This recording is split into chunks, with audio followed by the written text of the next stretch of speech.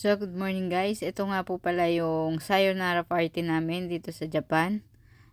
Mauna po silang dalawang Myanmar Jin umalis ng Kumiai, kaya po na advance yung sayonara party namin.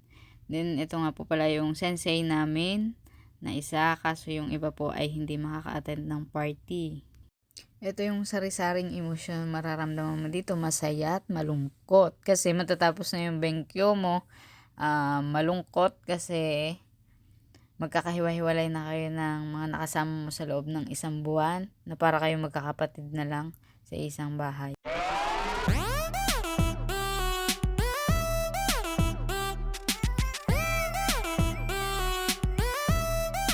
Check it out. Check it out.